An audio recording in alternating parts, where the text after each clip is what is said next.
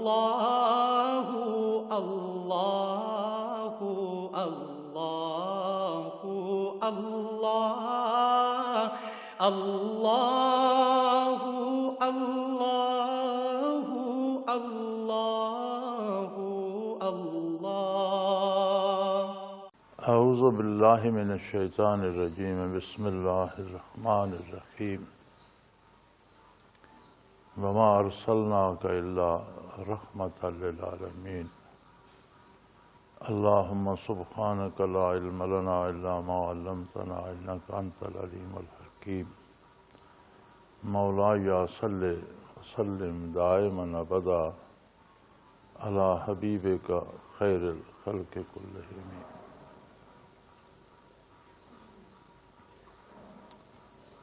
اللہ کریم کا احسان ہے کہ اس نے اتنی مہلت بخشی کہ ایک دفعہ سال کے بعد پھر ہمیں اپنا نام لینے کے لیے، اپنا ذکر کرنے کے لیے، اپنا دین سیکھنے کے لیے توبہ اور رجوع الی اللہ کرنے کے لیے توفیق بخشی۔ اللہ کریم یہ توبہ، یہ رجوع الی اللہ قبول فرمائے۔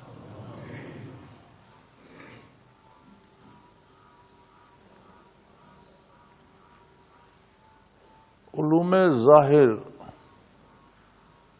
عام ہوتے ہیں، ہر فرد کے لیے ہوتے ہیں۔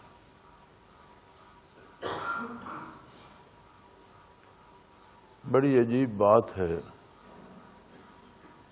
کہ ہم دنیا کا ہر علم سیکھنا چاہتے ہیں، اولاد کو سکھانا چاہتے ہیں، دین کوئی سیکھنا نہیں چاہتا، نہ بچوں کو سکھانا چاہتا۔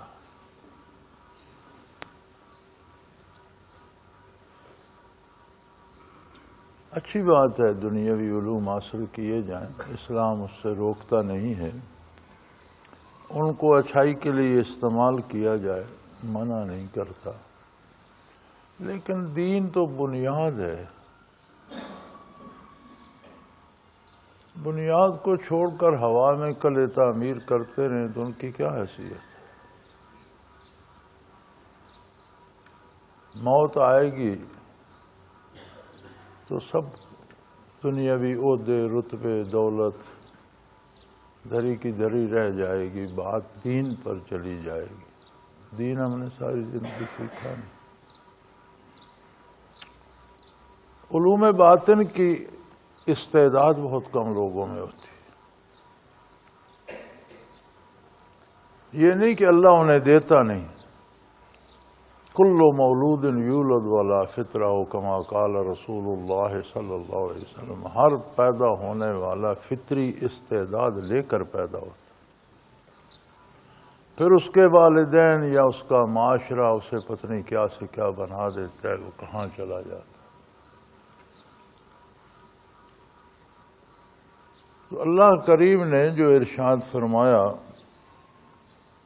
وما ارسلناک، یہ جملہ ایسے بھی ہو سکتا تھا کہ انا ارسلناک، ہم نے آپ کو بھیجا۔ اس کی صورت ایسی بنا دی گئی کہ آپ کو صرف اس کام کے لیے بھیجا گیا ہے۔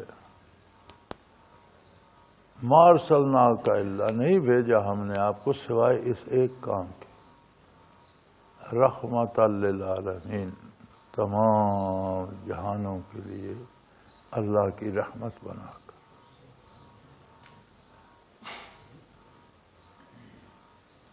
جملہ تو یہ بھی ہو سکتا تھا اور اللہ کریم فرما دیتے تو اللہ کا ارشاد ہے، لیکن بہت ہی تاکیدی جملہ فرمایا۔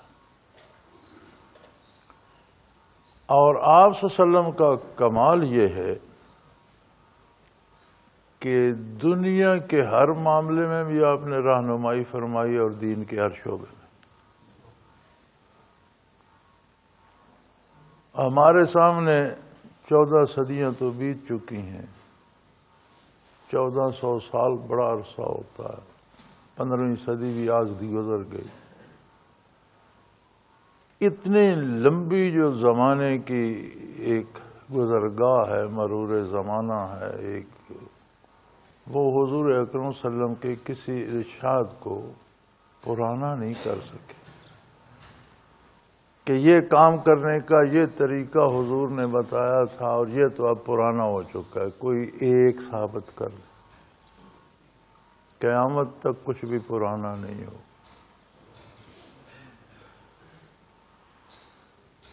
یہ الگ بات کہ آج کے عہد کا انسان انسانی معیار چھوڑ کر حیوانی تہذیب اپنانے لگ جائے تو مس فٹ تو وہ خود ہوتا ہے، لیکن سمجھتا دین کو کہ دین مس فٹ ہے، حالانکہ وہ خود انسانیت سے گر کر حیوانوں کی تہذیب اپنا رہا ہوتا۔ یہ برہنہ تہذیب حیوانوں کی ہے، جسے اہل مغرب نے شعار کیا اور ہم ان کے پیچھے لپکتے جا رہے ہیں۔ تو یہ استعداد علوم باطنی کی ہم ضائع کر دیتے ہیں۔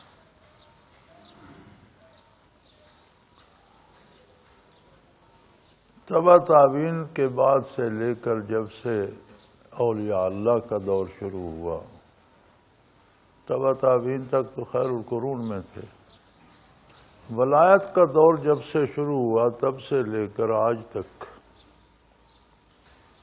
صوفیاء نے گنتی کے لوگوں کو علوم باطنی کے خزانے عطا فرمائے۔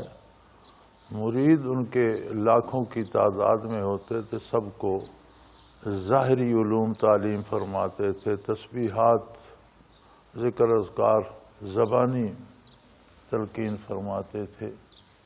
علوم باطنی بہت کم لوگوں کو، بہت کم۔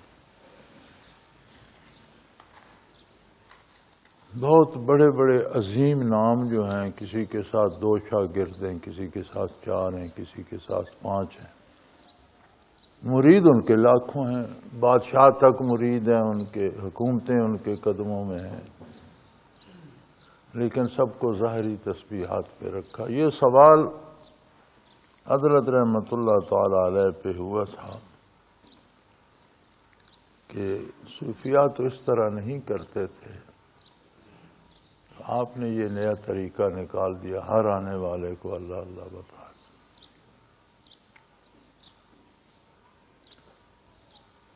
آپ نے فرمایا مختصراً، میں مفہوم پیش کر رہا ہوں، مجھے الفاظ تو یاد نہیں، کہ میں بھی جانتا ہوں کہ ان لوگوں میں بایزید بستامی وغیرہ پیدا نہیں ہوں گے، اس درجے کو نہیں پہنچیں گے، لیکن آج کا عہد جو ہے اس میں اگر دل ذاکر نہ ہو تو بچتا عقیدہ بھی نہیں۔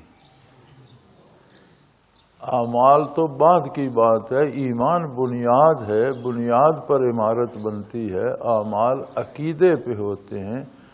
تو آج ذکر کرنے والوں کو مقامات و مراقبات ہوں یا نہ ہوں، کم از کم ان کا عقیدہ تو درست ہو جاتا ہے، کسی کے اعمال کی اصلاح ہو جاتی، کسی خوش نصیب کو مراقبات بھی نصیب، حالانکہ ہزاروں لوگوں کو فنا فی الرسول جیسی نعمت نصیب ہوئی۔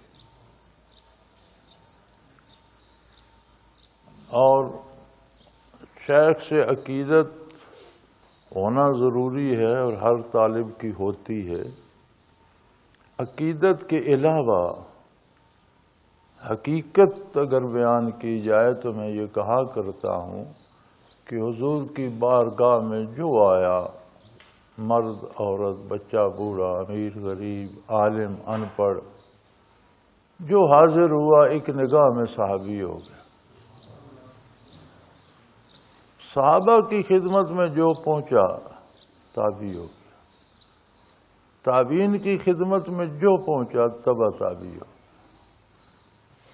یہ سنت خیر القرون میں جاری رہی، اس کے بعد سارے نہیں، لاکھوں آئے اور چند افراد کو کیفیات نصیب ہوئیں۔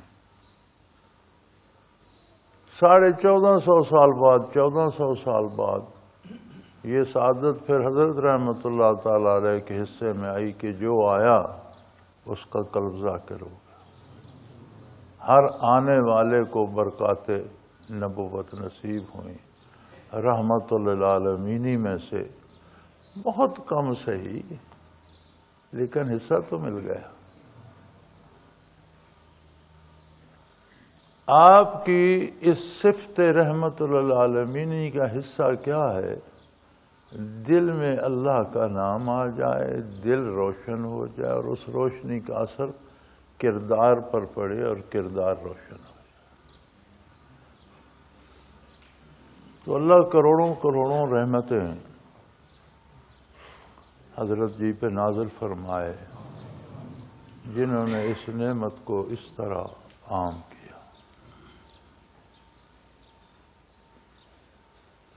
کسی چیز کے بھی لینے اور دینے کے دو سرے ہوتے ہیں، دو اینڈ ہوتے ہیں. ایک ہوتا ہے دینے والے کا، ایک اینڈ ہوتا ہے. آپ آج تو ٹیلی ویژن کا دور ہے، موبائل کا دور ہے، ریڈیو کا دور ہے. چیزیں براڈ کاسٹ ہوتی ہیں، ٹیلی کاسٹ ہوتی ہیں، ان کی ایک فریکوینسی ہوتی ہے. وصول کرنے والے کے پاس جو سیٹ ہوتا ہے اسے اس فریکوینسی پہ ایڈجسٹ کرنا پڑتا ہے، ورنہ پروگرام چلتا رہے اس کا سیٹ وصول نہیں کرتا. آپ نے جس موبائل پہ جس شخص سے بات کرنی ہے اس کا نمبر ڈائل کرنا پڑتا ہے. ویسے ہی موبائل آن کر دیں اور بیٹھے رہیں تو کچھ نہیں ہوگا. بات کرنی ہے تو اسی کا خاص نمبر ہے، وہ فریکوینسی آپ کو کال کرنی پڑے گی. تو یہاں بھی ایک سرا تو شیخ ہے. شیخ کسی پر احسان نہیں کرتا، وہ اپنی ذمہ داری ادا کرتا ہے. یہ اس کی ذمہ داری ہے کہ ہر آنے والے پر پوری توجہ کرے.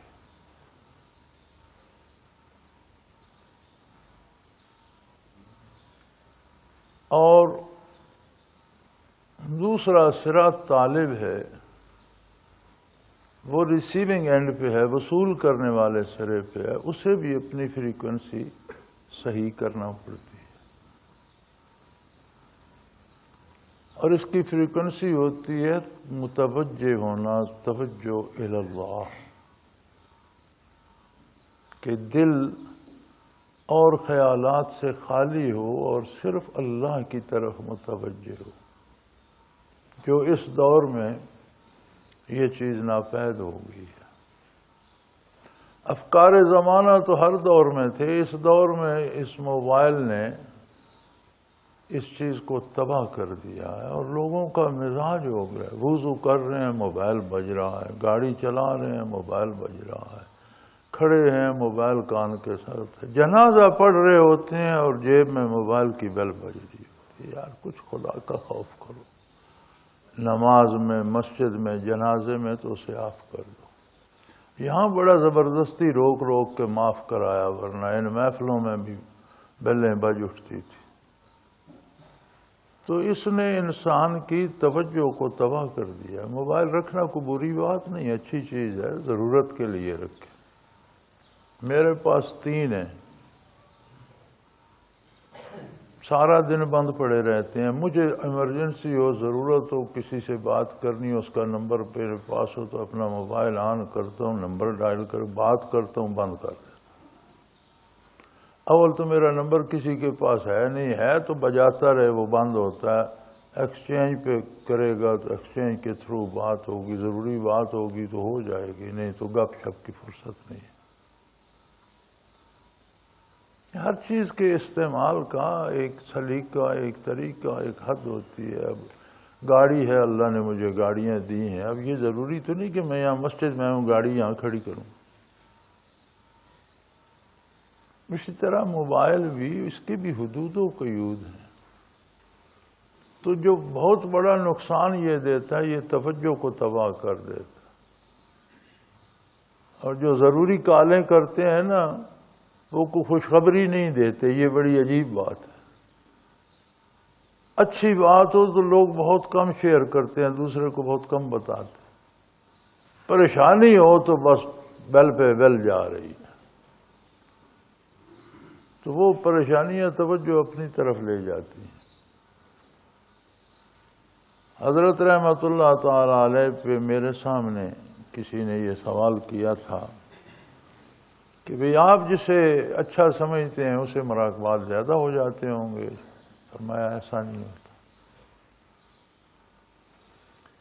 یہ من جانب اللہ ہوتا ہے اور طالب کی توجہ پہ ہوتا ہے۔ کتنے ساتھی ایسے کتنے لوگ ایسے آتے ہیں جنہیں میں جانتا بھی نہیں، تو وہ ایک ہفتے میں فنا بقا تک انہیں مراقبات ہو جاتے ہیں، چلے جاتے ہیں۔ اور کتنے ایسے ہیں جنہیں میں بہت محبوب رکھتا ہوں، وہ برسوں سے لطائف کر رہے ہیں، وہ میرے بس میں نہیں ہے۔ تو شیخ کی تو ذمہ داری ہوتی ہے، وہ کسی پہ احسان نہیں کرتا، اپنی ڈیوٹی پوری کرتا۔ ہمارے ذمے ہے کہ ہم اپنے آپ کو ان افکار زمانہ سے بچا کر ایک دن، ایک گھنٹے، چند لمحوں کے لیے یا 2 دن 3 دن کے لیے آتے ہیں، تو یہ 2-3 دن افکار زمانہ سے فارغ کر لیں۔ جو دنیا میں ہونا ہے وہ ہونا ہے، نہ آپ روک سکتے ہیں نہ میں روک سکتا۔ ہمیں خواہ مخواہ اس میں الجھنے کی ضرورت نہیں۔ تو یہ 2-3 دن افکار زمانہ سے فارغ کر کے متوجہ اللہ ہو جائیں۔ اللہ آپ کو زیادہ سے زیادہ برکات عطا فرمائے۔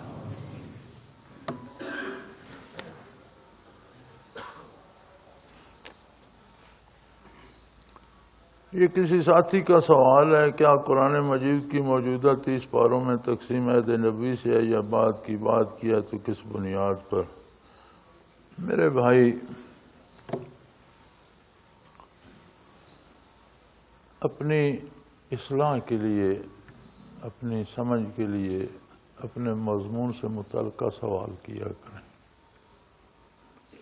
قرآن کریم کا نزول، اس کی ترتیب اور ہے، قرآن کریم کی کتابت کی ترتیب اور ہے۔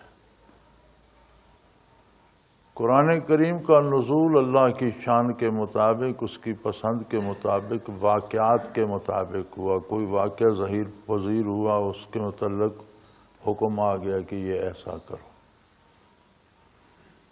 بعض آیات ایسی ہیں جو نازل تو بہت بعد میں ہوئیں، قرآن کریم کے پہلے پاروں میں۔ بعض آیات ایسی ہیں اب جو سب سے پہلے آیت نازل ہوئی اقرا، وہ 30ویں پارے میں۔ ترتیب نزول اور ہے، قرآن کی ترتیب وہ ہے جو لوح محفوظ میں تھی۔ اور جب قرآن نازل ہوتا تھا تو یاد رکھیں مکہ مکرمہ میں بھی لکھ لیا جاتا تھا، کاتبان وحی موجود تھے۔ جب دوسری آیت آتی تھی، لکھ لی جاتی تھی، تو پھر حضور یہ بتاتے تھے کہ یہ فلاں صورت میں فلاں آیت کے بعد اور فلاں آیت سے پہلے لکھی جائے۔ اس طرح قرآن کریم کی کتابت ہوئی۔ سب سے آخری آیت جو نازل ہوئی وہ حجۃ الوداع کے موقع پہ، الیوم اکملت لکم دینکم واتممت علیکم نعمتی ورضیتکم الاسلام دینا۔ یہ بھی کہیں پہلے پاروں میں ملتی ہے، یہ سب سے آخری آیت ہے۔ لیکن نزول کے بعد حضور متعین فرماتے تھے کہ اس آیت کی جگہ فلاں صورت میں فلاں آیت کے بعد اور فلاں آیت سے پہلے اسے وہاں لکھا جائے۔ اس آیت کے نزول کے بعد حضور اکرم صلی اللہ علیہ وسلم 80 دن سے زیادہ اور 90 سے کم، 83 84 85 دن اس دار عالم میں آپ جلوہ افروز رہے، پھر دنیا سے پردہ فرما۔ ان دنوں میں پورا قرآن مرتب ہو گیا، الف لام میم الحمد سے لے کر والناس تک، خود حضور کی زیر نگرانی مرتب ہوا، کون سی آیت کہاں رکھی جائے گی، کتنے جز بنیں گے، کیسے ہوگا، جیسے لوح محفوظ میں ہے ویسے قرآن آپ کے پاس، اور یہ حضور نے مرتب کرا۔ اب حضور اکرم صلی اللہ علیہ وسلم کے بعد کیا ہوا؟ دو باتیں ہوئیں۔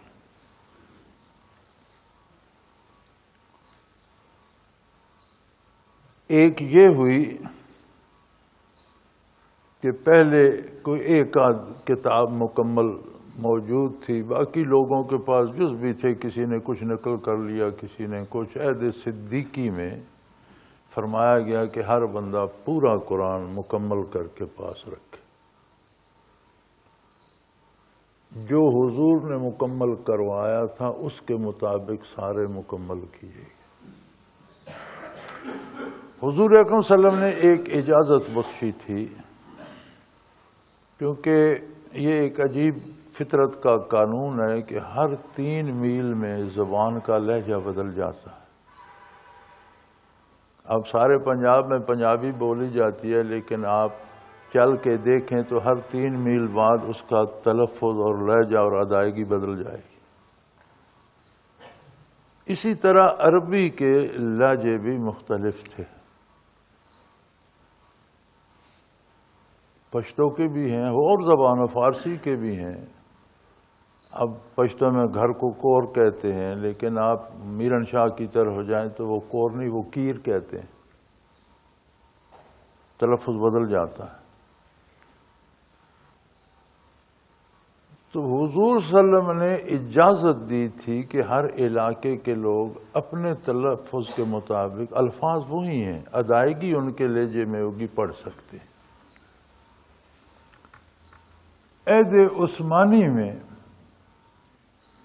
وصال فاروق اعظم کے بعد، آپ کی شہادت کے بعد، حضرت عثمان رضی اللہ عنہ نے فرمایا کہ آدھی دنیا میں اسلام پھیل چکا ہے، اور پھر آگے جب عرب سے باہر جائے گا تو جو اردو میں، فارسی میں، ان کے اور لہجے بے شمار ہوں گے، لہذا تمام لہجے ختم کر دیے جائیں اور اس لہجے پہ سب کو جمع کیا جائے جو محمد الرسول اللہ صلی اللہ علیہ وسلم کا تھا، جو مدینہ منورہ میں تھا۔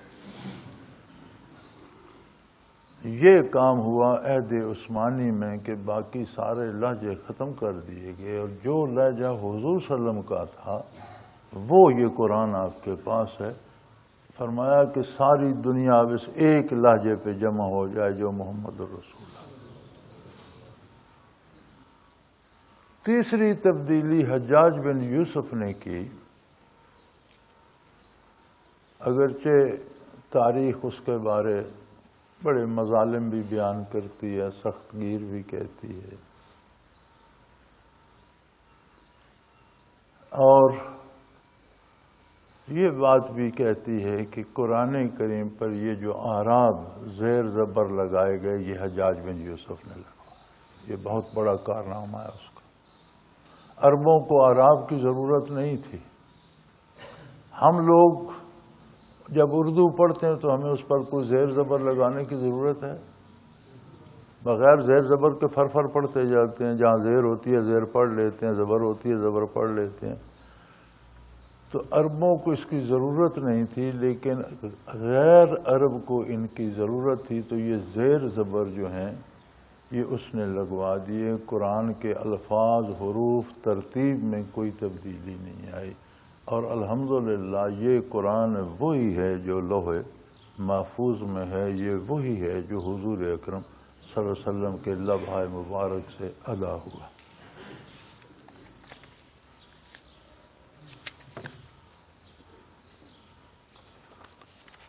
عشق کی انتہا عشق ہے، عشق کی ابتدا بھی عشق، عشق کی انتہا بھی عشق۔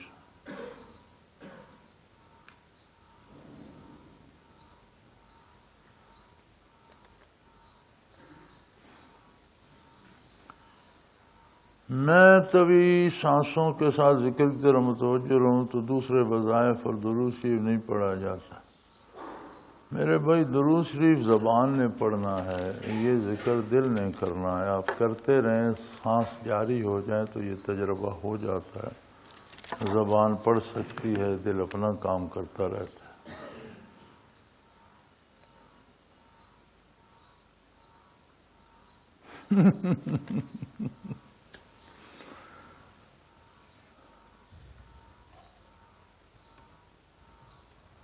بڑے سادہ سا سوال ہے کہ ذکر کرنے والا ساتھی جب کسی ذکر نہ کرنے والے کے ساتھ نماز پڑھتا ہے تو بہت نحوست آتی ہے۔ تو کیا ایسا مقام ہے جہاں پہنچ کر نحوست والا کھانا پینا نماز پڑھنا نحوست نہ اثر کرتی ہو؟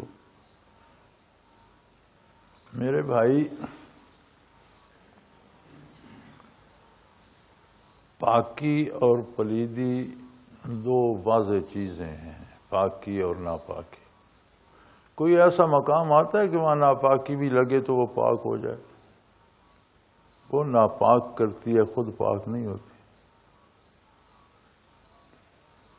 ہمیں حضرت رحمۃ اللہ علیہ فرمایا کرتے تھے کہ فرض نماز با جماعت پڑھو، لیکن نماز فرض پڑھ کے جماعت سے الگ ہو جایا کرو۔ سنت نفل گھر جا کر پڑھ لو یا مسجد میں الگ پڑھ لو، لوگوں کے ساتھ نحوست ہوتی ہے۔ تو اگر یہ عالم نمازیوں کا ہوتا ہے تو پھر جو بے نماز اور بازاروں میں بیٹھے ہیں وہاں کیا ہوتا ہوگا؟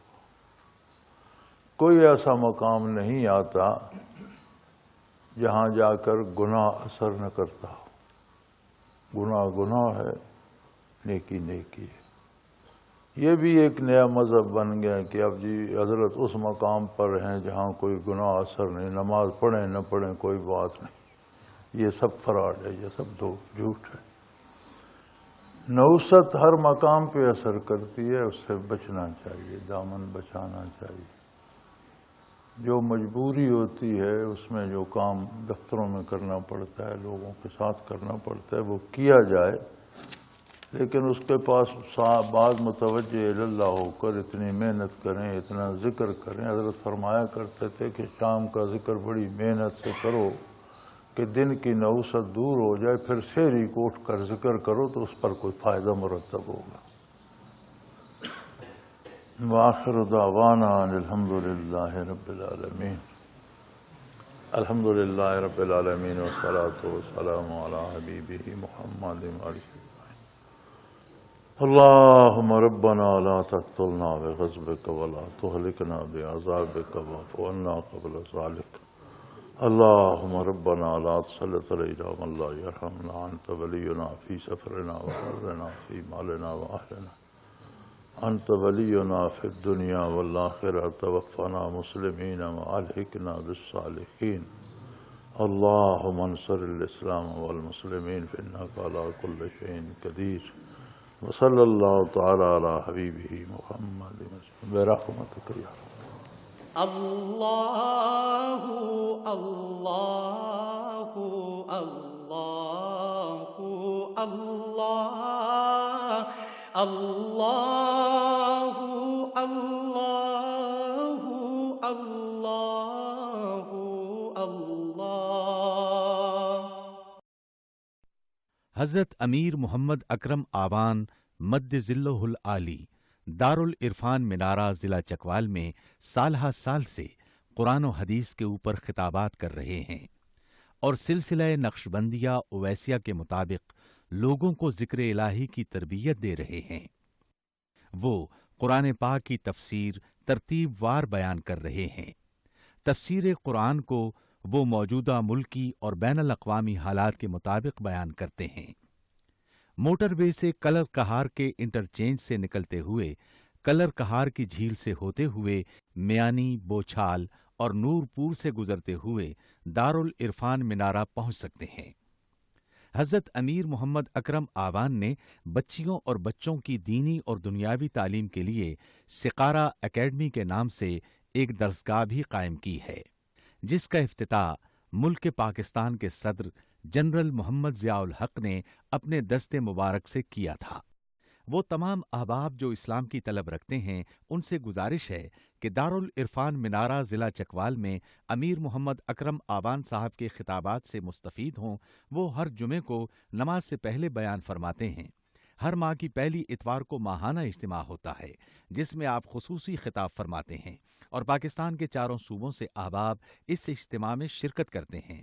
اس کے علاوہ یہاں سال میں 2 مرکزی اجتماعات بھی ہوتے ہیں، ایک رمضان المبارک میں اعتکاف کا اجتماع اور دوسرا جولائی اور اگست میں 40 دن کا اجتماع ہوتا ہے جس میں روحانی تربیت کی جاتی ہے۔